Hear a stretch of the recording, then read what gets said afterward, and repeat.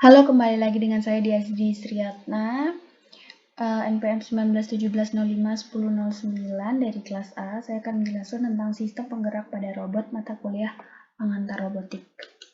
Definisi robot adalah sebuah alat mekanik yang dapat melakukan tugas fisik baik menggunakan pengawasan dan kontrol manusia ataupun menggunakan program yang telah didefinisikan terlebih dahulu atau kecerdasan buatan.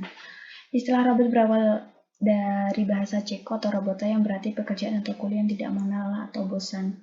Serta dari kamus Webster, robot itu adalah sebuah alat otomatis yang melakukan fungsi berdasarkan kebutuhan manusia. Dan dari Robot Institute of America, sebuah manipulator multifungsi yang mampu diprogram, didesain untuk memindahkan material, komponen alat, atau benda khusus lainnya melalui serangkaian gerakan terprogram untuk melakukan berbagai tugas.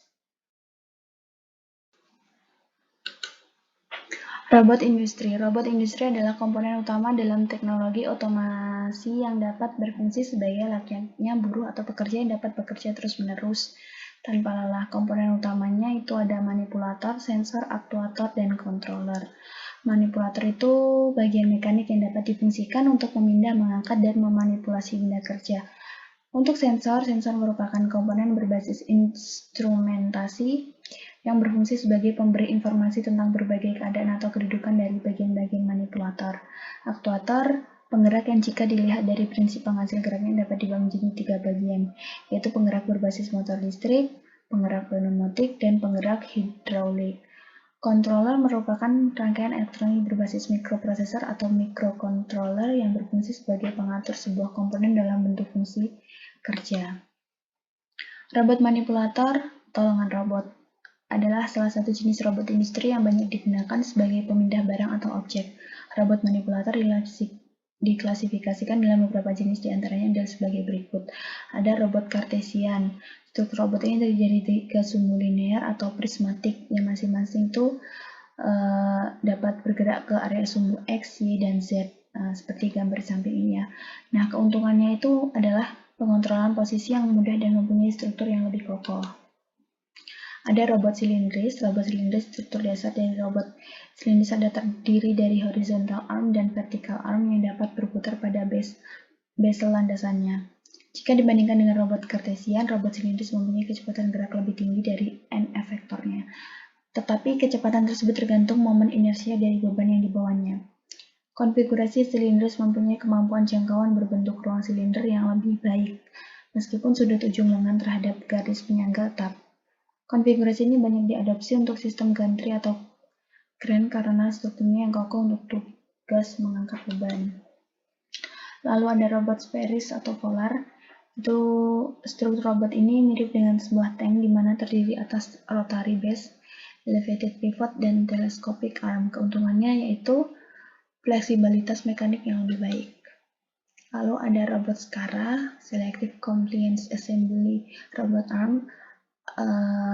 Robot ini didesain menurut koordinat kartesian, silindris maupun Spherics.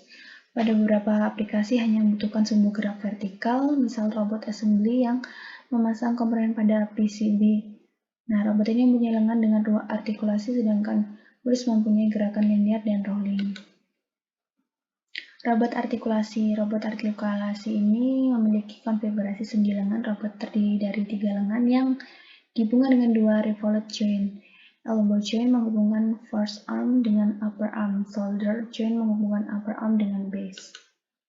Konsep dasar manipulator robot. Manipulator tadi merupakan bagian mekanik yang dapat difungsikan untuk memindah, mengangkat, dan memanipulasi benda kerja. Dengan kata lain, manipulator merupakan sekumpulan hubungan mekanik yang terdiri dari rangkaian kinematik berupa link, sebagai rangkaian umpan balik terbuka maupun rangkaian umpan balik tertutup yang dihubungkan dengan sendi-sendi dan dapat melakukan gerakan-gerakan secara bebas. Nah, istilah dalam manipulator itu ada link atau sambungan. Ini merupakan bagian-bagian kerangka yang kaku yang dihubungkan secara bersamaan sehingga membentuk satu rangkaian kinematik. Lalu ada joint atau sendi, yaitu koneksi antar link yang dapat menentukan pergerakan. Secara umum, jenis sendi yang digunakan pada manipulator adalah sendi putar atau revolute joint. Sendi putar sering digunakan sebagai pinggang atau waist. bahu atau shoulder, dan siku atau elbow, dan pergerakan sendi putar akan menghasilkan 1 derajat kebebasan. Nah, ini gambarnya ya.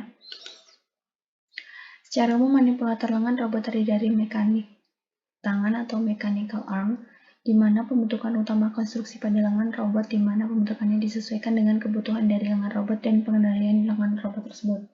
Lalu ada end effector, yang merupakan komponen lengan robot yang mempunyai fungsi mencengkram suatu objek tertentu untuk dipegang atau dipindahkan.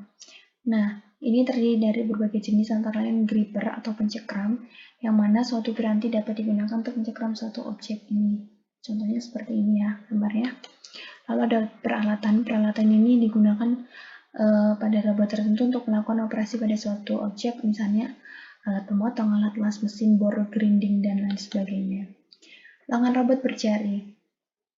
Lengan robot berjari merupakan robot manipulator yang dilengkapi dengan gripper atau pemegang yang berupa jari-jari seperti halnya di jari manusia yang dapat berfungsi sebagai pengambil objek. Nah, selain itu, robot ini didesain agar dapat bergerak mengikuti gerakan yang dilakukan oleh lengan dan jari manusia. Lengan robot ini berjari menggunakan catu daya DC atau memerlukan tegangan suplai sebesar 5 volt DC. Komunikasi yang digunakan dalam desain lengan robot berjari adalah komunikasi wireless dengan menggunakan alat yang bernama KL1020U. Terdapat 2 bagian utama dalam desain lengan robot berjari, yaitu mekanik robot dan pengendalian robot. Nah, pada bagian mekanik dipasang motor servo yang berfungsi untuk menggerakkan mekanik, dan pada pengendalian robot dipasang potensiometer dan flex sensor yang berfungsi untuk memberikan masukan input atau microcontroller. Nah, mobil robot ini sebuah robot yang dapat bergerak dengan leluasa karena memiliki alat gerak untuk berpindah posisi. Secara umum dan mendasar, sebuah mobil robot dibedakan oleh locomotion system atau sistem menggerak. Locomotion merupakan gerakan melintas permukaan datar. Semua ini disesuaikan dengan medan yang akan dilalui dan juga oleh tugas yang diberikan kepada robot.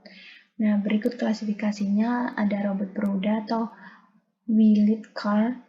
Roda merupakan teknik tertua, paling mudah, dan paling efisien untuk menggerakkan robot melintasi permukaan datar. Roda seringkali dipilih karena memberikan traction yang bagus, mudah diperoleh dan dipakai, dan juga mudah untuk memasangnya pada robot. Jumlah roda yang digunakan pada robot beragam dan dipilih sesuai selera si pembuat robot. Robot dapat dibangun dengan menggunakan berbagai macam roda, misalnya beroda 2, beroda 4, beroda 6, atau beroda caterpillar. Nah, ini roda 2, nah ini roda caterpillar atau seperti tank 3D ya. Lalu ada robot berkaki. Robot berkaki ini dia sangat mudah beradaptasi dengan medan yang tidak menentu, misalnya dengan menaiki tangga. Nah, sedangkan untuk melewati medan-medan yang tidak menentu, robot berkaki sangat baik dipilih karena robot berkaki lebih mudah beradaptasi bila dibandingkan dengan roda. Ya, lalu ada bipedalisme adalah sebuah paham di mana organisme bergerak dengan 2 buah tungkai atau alat penggerak atau kaki. Binatang atau mesin yang bergerak secara bipedal biasanya disebut biped. Biped ini terdiri dari berjalan, berlari, atau meloncat dengan 2 kaki. Nah, robot mobil ini dapat dikelompokkan lagi menjadi 3 bagian, yaitu robot daratan, ground robot, robot terbang, aerial robot, dan robot air, underwater robot. Underwater robot ini digunakan untuk mengeksplorasi dan memonitoring kondisi di bawah air. Terdapat metodologi yang telah dikembangkan untuk memonitoring kondisi bawah laut, yaitu menggunakan metode konvensional dengan bantuan para penyelam, tradisional, dan menggunakan metode teknologi dengan bantuan robot kapal selam. Salah satu jenis robot underwater adalah robot jenis ROV, Remotely Operated Vessel, yang secara sederhana dia bekerja dengan basis ROV dioperasikan menggunakan sistem yang dikenal oleh pengguna melalui perangkat controller yang dapat memudahkan manusia dalam proses operasional di monitor bawah air. Lalu ada aktuator. Aktuator ini adalah komponen mekanik yang digunakan untuk menghasilkan gerak pada robot. Sumber gerak mekanik utama pada robot untuk menggerakkan bagian-bagian tubuh dari robot berupa motor. Aktuator bisa menggunakan elektrik, hidrolik, ataupun pneumatik. Nah, aktuator elektrik ini adalah aktuator yang menggunakan listrik sebagai tenaga penggeraknya. Beberapa aktuator elektrik yang bisa digunakan antara lain solenoid, motor DC, motor stepper, motor servo, dan motor AC atau alternating current. Nah, pada gambar ini merupakan satu aktuator elektrik, yaitu solenoid. Lalu ada aktuator hidrolik, yaitu aktuator yang menggunakan fluida dalam bentuk cairan sebagai pemacu geraknya. Aktuator ini memiliki torsi yang besar tetapi responnya cukup lambat. Nah, prinsip kerja hidrolik menggunakan perbedaan volume cairan yang ditekan atau dimampatkan untuk membangkitkan tekanan pada piston. Aktuator pneumatik adalah aktuator yang menggunakan udara sebagai pemicu geraknya. Kelebihan aktuator pneumatik adalah memiliki respon yang lebih cepat. Dan prinsip kerjanya ini menggunakan perbedaan volume udara yang ditekan atau dimampatkan untuk membangkitkan tekanan pada piston. Nah, itu saja penyampaian dari saya tentang sistem penggerak robot. Apabila ada salah kata atau salah penyampaian informasi dari saya mohon maaf. Saya ucapkan terima kasih.